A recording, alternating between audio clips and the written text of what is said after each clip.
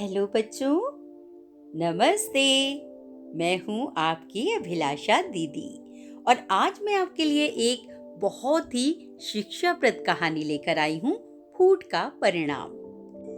कहानियाँ करती हैं बातें बीते जमानों की, दुनिया की, इंसानों की, आज की, कल की, एक एक पल की, खुशियों की, गमों की, फूलों की, बमों की, जीत की, हार की, प्यार की, मार की। क्या तुम नहीं सुनोगे इन कहानियों को? कहानियाँ करती हैं बातें। एक जंगल में एक सरोवर था। उसमें एक पक्षी रहता था। उसका नाम था भारुंड। उसका पेट तो एक था, लेकिन उसके दो दो मुंह थे। एक दिन वो उस सरोवर के किनारे, तालाब के किनारे अपना भोजन तलाश कर रहा था। तभी उसे वहां एक बहुत ही मीठा स्वादिष्ट फल मिला। उसने जब उस फल को खाया तो उसे वो फल खाके बहुत मजा आया।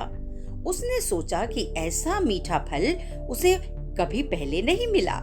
निश्चय ही ये मेरे भाग्य के कारण, मैं लकी हूँ इसलिए मुझे मिल गया है। तो पहले मुंह से कही गई ये बात सुनकर दूसरा मुख बोला, अगर ऐसी बात है तो इस मीठे और स्वादिष्ट फल को मुझे भी तो चखाओ, मैं भी तो देखूं ये कितना स्वादिष्ट है।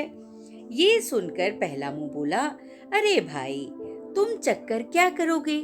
मैंने चख लिया मतलब तुमने चख लिया, बात तो एक ही है ना, क्योंकि हमारा पेट एक ही है, उसी पेट में ये मीठा फल जाएगा। इससे तो अच्छा ये है कि जो फल बच गया है वो फल हम अपनी पत्नी को दे देते हैं, वो खाएगी तो वो भी प्रसन्न हो जाएगी।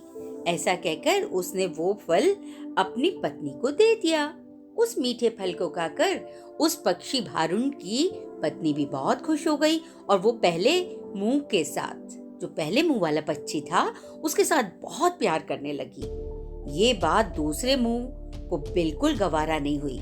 उसने अपनी इंसल्ट फील की। उसने कहा, मैं इस इंसल्ट का बदला जरूर लूंगा।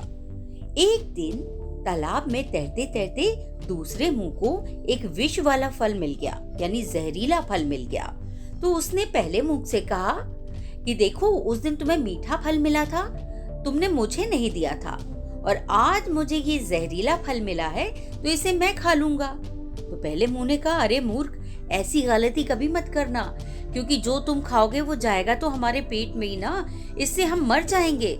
लेकिन दूसरे मुख ने, यानी दूसरे मुंह ने इस बात को बिल्कुल नहीं स्वीकार किया और उसने वो फल बदला लेने के लिए खा लिया। और रिजल्ट क्या हुआ? उस पक्षी की डेथ हो गई। इसीलिए कहते हैं, जब कोई अच्छी बात समझाता है तो उसे जरूर हमें मानना चाहिए, वरना नुकसान हमारा ही होता है।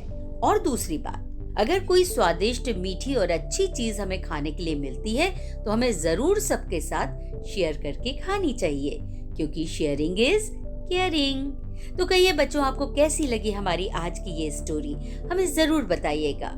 अगले हफ्ते एक और नई कहानी के साथ हम आपके साथ होंगे।